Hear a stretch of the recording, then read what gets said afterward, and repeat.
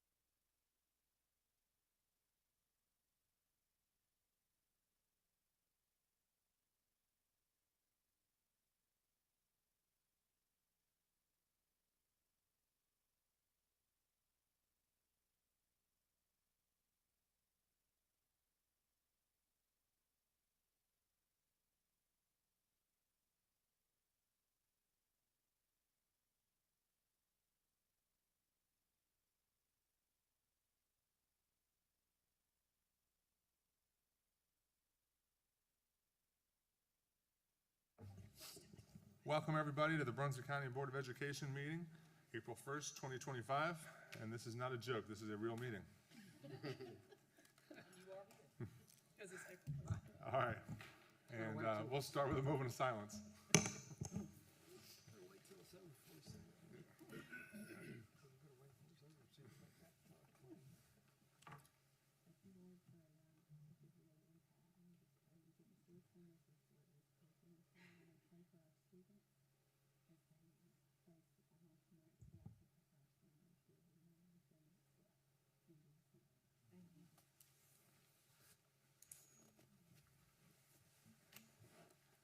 And next up, we'll have the presentation of the colors and the Pledge of Allegiance from the North Brunswick High School JROTC.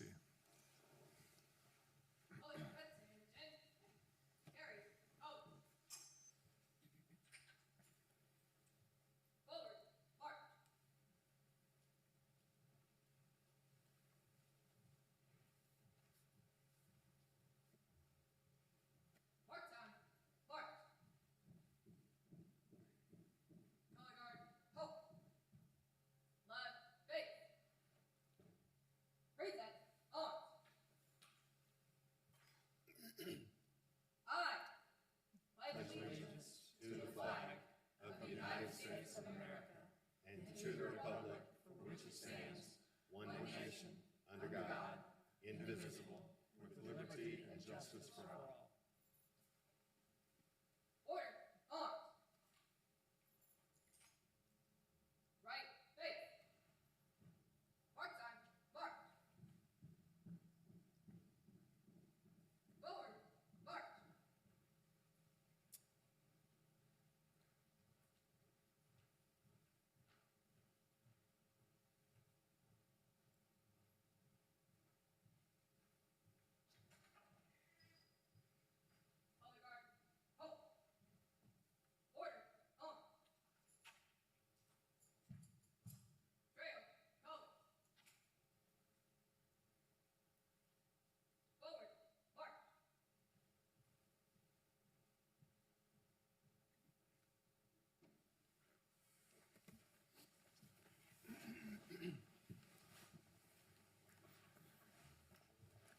And board members, in front of you, you have the regular meeting agenda tonight. If I can have a motion to approve. Mr. Chairman, I wanted to make a motion to remove the one action item we have, the budget amendment. Ms. Wisty is going to bring that back at another time. All right. Mr. Gainey asked to modify the action agenda to remove the budget amendments by recommendation of staff. We have a motion to approve the agenda as modified. So moved. Motion by Ms. Cook, Second. second by Ms. Moffitt. All in favor say aye. Aye. And next up, we will have public address. And Mr. Croft, if you could call the first speaker and read the rules, please. Discussions regarding particular individual employees, litigation, student records, or other matters which may be required to be kept confidential may not be discussed in the open forum setting. The chairman will have the responsibility to determine matters of discussion that may be inappropriate and rule the speaker out of order if necessary. Presentations will be limited to 3 minutes per person or 3 minutes per organization. An organization or delegation representing the same concern shall select one individual to make a presentation on its behalf. And we ask that the public address be limited to the named individuals listed on the agenda. And the first individual is Angie Wadraska. Thank you.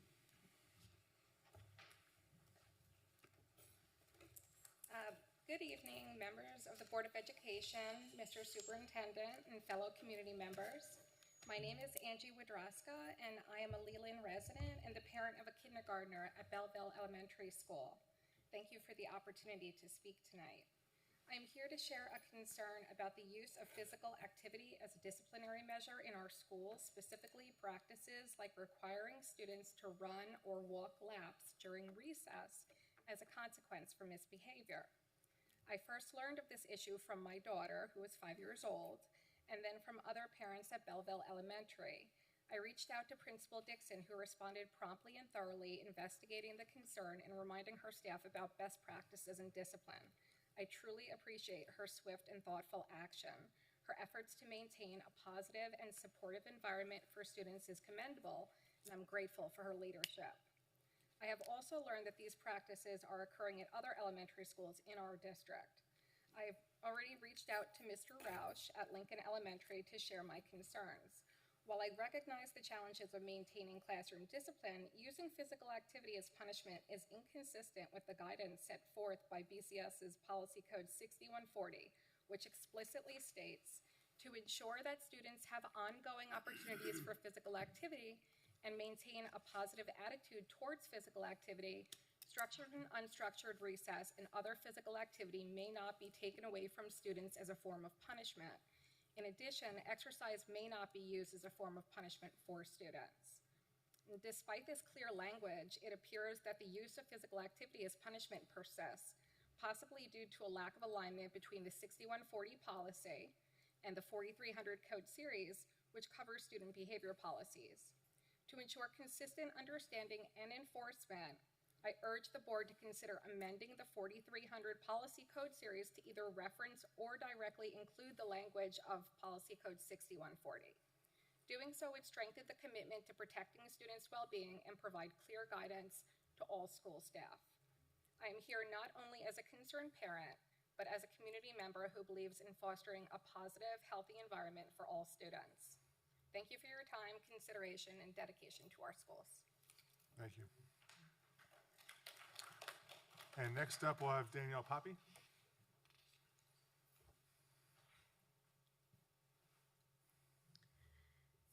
Good evening, board members and all others attending here tonight. Thank you for the opportunity to speak. My name is Danielle Poppy, and I have a daughter in kindergarten at Lincoln Elementary. I'm speaking today in support and solidarity of Teresa and Jillian, who spoke last month. I don't know them, but the issue that they spoke about doesn't impact myself or my daughter, but I think it's important to support inclusion and for me to speak up. Forget for a second that research shows that students with disabilities in inclusive classrooms show economic gains in a number of areas, including improved performance on standardized tests, mastery of IEP goals, grades, on-task behavior, and motivation to learn. Because that wasn't even what Teresa and Jillian were asking for last month. They were simply asking for their children to be able to play on a playground with their peers. Allowing for inclusive play on playgrounds promotes empathy and understanding. When children of all abilities interact, they're more likely to develop empathy and understanding for their peers with disabilities, breaking down stereotypes and misconceptions. It also fosters acceptance that allows children with disabilities to be seen as individuals with unique strengths and interests, and your child is learning to embrace that.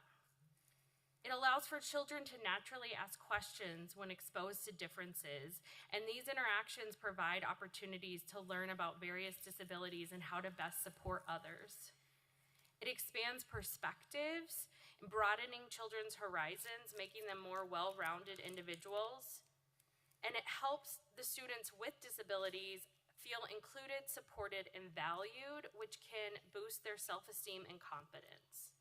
Again, this is not something that directly impacts me, but I don't want people in Brunswick County to feel like they're not being heard and that everyone can't benefit from what they're saying. So I thought it would be important for me to speak in support of what they spoke about last month. So thank you for the time. Thank you.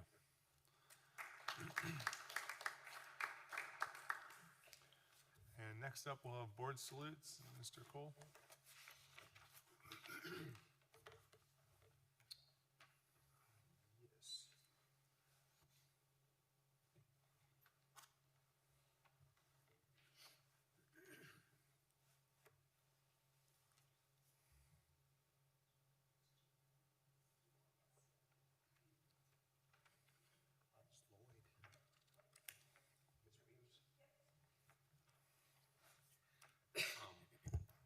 Members of the board, we had to, due to a conflicting event, our first two were unable to attend tonight, so we're only going to be saluting Ms. Barbara Williams and Lloyd is going to lead that for us. Okay. She has been an employee with us for, it will be just shy of 36 years.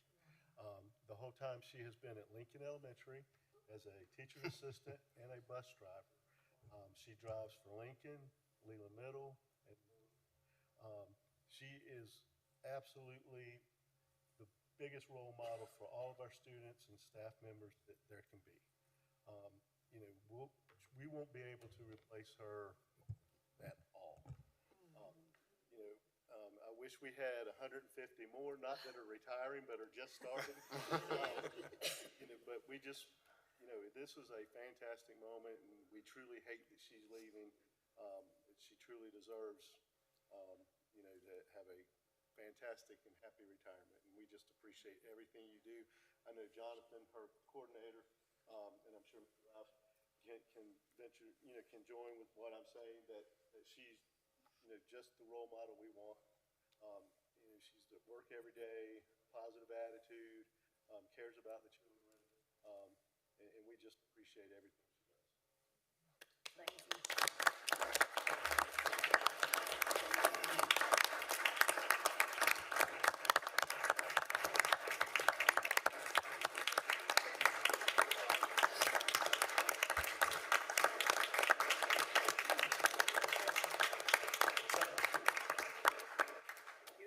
Ms. Williams, you can give an acceptance speech if you'd like to. Yes. Absolutely. Do it in your bus driver voice. Yeah, you words don't want that. No, I just thank everybody for honoring me tonight. It's a task. It's really a task, but you have to go in with a positive attitude. You have to love the children and love people. Most definitely. Thank you. Well, Ms. Williams, you want to come and take a picture with the board? Yeah. Yeah, that's awesome.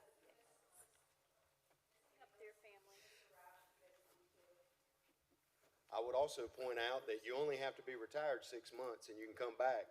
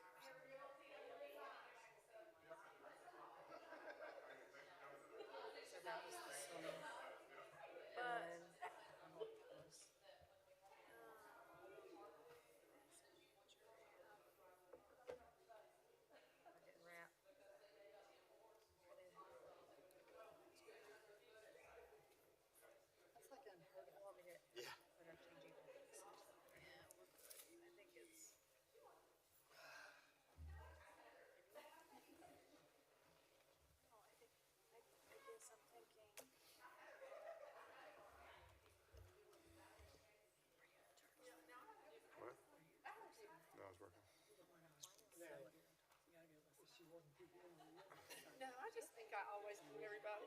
It's just how, it's that first season coming out. Her retirement date, I want to say, No. I think it's in April. They just play along. I've been talking to people before and who all the time, mostly my nieces. Did you give her service award? I love that story. Chairman Barger.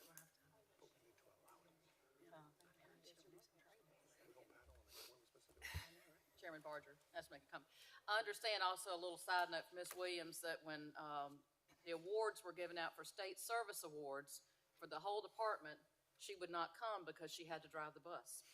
So she would have gotten her 35-year service award. But she was determined to take care of those kids. That was the fanciest coin. Yeah, yeah. Did we still make sure she got it? Yes. Okay. She got. Thank you for all your years of service to the students of Brunswick County. Awesome.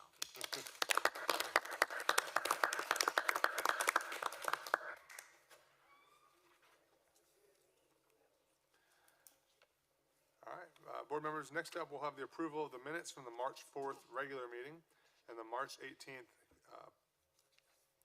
committee meetings, curriculum and policy, operations, finance and HR, and then we also had a budget work session. If I have a motion to approve the minutes. Motion by Ms. Moffett, Second. second by Mr. Gainey. All in favor say aye. Aye. All right, next up, we'll have board committee reports, starting with curriculum and policy, and Ms. Smith. Okay. So we had a lot going on in our curriculum and policy committee meeting. We always do. It's the biggest one. It's a whole lot. But we had a pre-K spring update where we received an update on the status of the goal to introduce general ed pre-K in Brunswick County elementary schools, including data on the current state of pre-K in Brunswick County, as well as how it's expected to change as the county continues to grow. And we're seeing a lot of growth. So we're really excited about that. We also had a presentation from the American Heart Association and received a donation of school training kits to Brunswick County Schools middle schools for hands-only CPR, and that was donated by Kathy Luckadoo-Ross of Palm Realty. She's from my hometown, by the way. The middle school ELA curriculum adoption was presented by Ms. White, and that's arts and letters. She addressed the board regarding the recommended adoption of arts and letters as the middle school English language arts curriculum.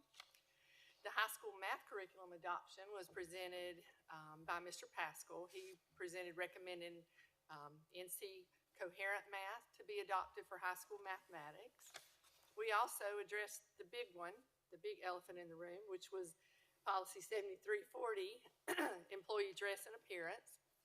And changes to this policy have been under consideration since they were presented in November of 2024. So the board's had a lot of discussion on professionalism as it relates to employee dress. Presented at this meeting was the board's recommended policy revision that designates Fridays and teacher work days as school spirit days, permitting staff to wear jeans with school or district spirit wear on those days, but Monday through Thursday, dressing professional. We also talked about policy 2123, which is the board member opportunities for development policy, and talked about that policy 2123 identifies entities through which the training can be attained, because we have to meet certain training requirements. And that's all we had. Thank you. And Operations Committee, Ms. Cook.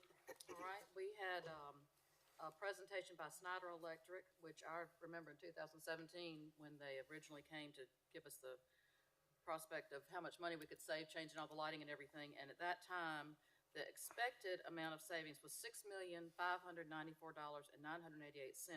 but we exceeded that to savings of over $10,540,000. So we were given an award from 2017. So then we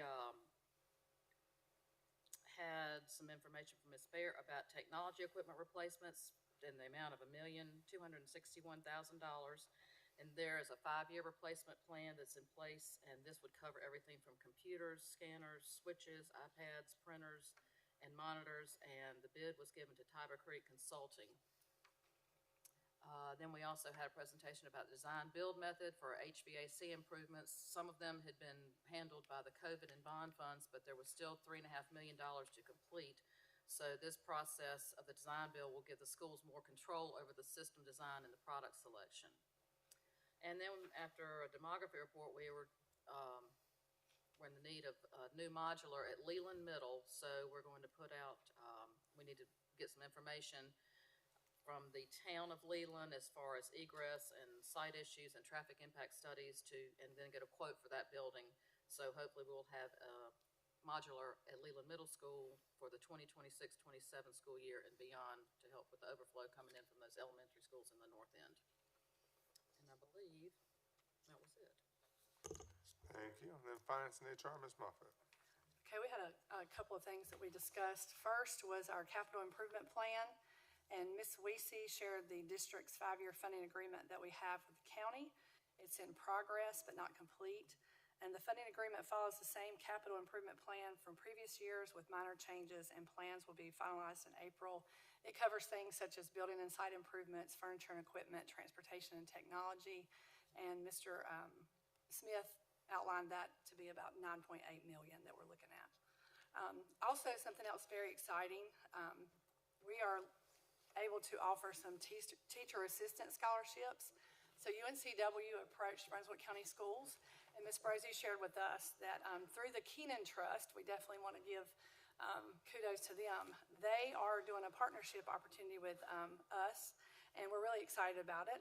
The goal is to create a teacher assistant to teacher pipeline that will provide full scholarships for 15 to 17 teacher assistants in our county to become fully licensed teachers. And there is no financial commitment for Brunswick County Schools, and we are really excited about this program. And we thank the Keenan Trust and UNCW for reaching out to us.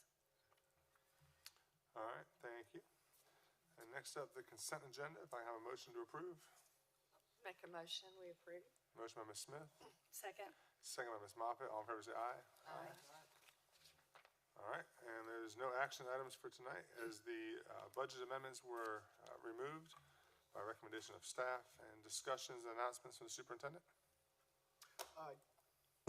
Yes, members of the board, just some things to announce that were, I think, pretty exciting. This is the month that we have our annual Battle of the Books competition, and the middle school winner this year was Cedar Grove Middle School. I think lately they've been dominating the middle school competition, so I say that to motivate our other middle schools to give them some better competition next year. And at the elementary school level, our winner this year was Town Creek Elementary School, and Union Elementary School came in second. So we want to congratulate all of those students. They put a lot of work into that. They read a lot of books and answer a lot of questions correctly to win that competition. Our high school robotics teams from West Brunswick and South Brunswick competed regionally, and South Brunswick, their team placed in the top 40 in the state, which means that they qualify to compete at the state level for their version of the state championship in robotics. So we're very proud of the work of that team as well. On April 10th, I wanted to announce that at 6:30 p.m. at Odell Auditorium on the Community College campus, we have the all-county band concert. So we invite everyone in the community to come out and support our band students. They put in a lot of work and they deserve our support. On April 12th, the elementary school science Olympiad competition will take place at Shallotte Middle School. It'll pretty much happen all day.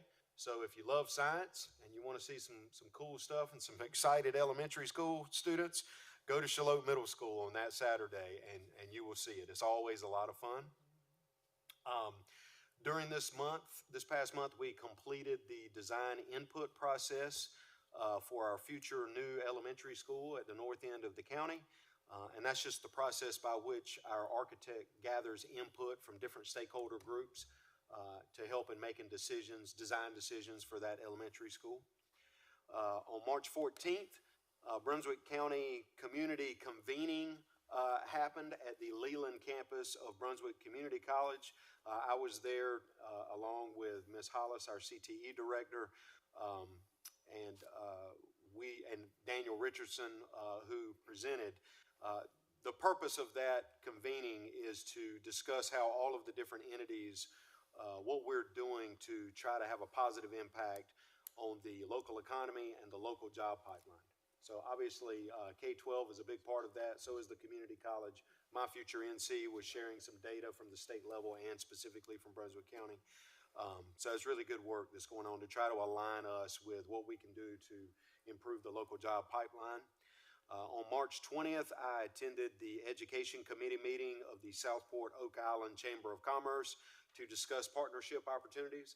Obviously, we want to partner with our local businesses as much as we can to provide internship opportunities for our high school students, job shadowing opportunities for middle school students, and to get business owners to visit our elementary school classrooms to get our kids thinking about careers. And then last, I wanted to share that most of the board members and I were present at some point during the day on March 25th for Special Olympics.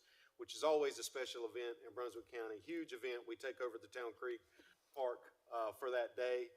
And I don't know, it's a great way to usher in spring to participate in Special Olympics and watch how excited our kids get. I was happy to be able to do that with the board. And that's my report for this month. Yeah, and just to add to the Special Olympics from last week, Mr. Gainey and I were together, and it's always great to see the smiles on the kids' faces and watching them all compete. And also just thank you to all the volunteers that make that happen.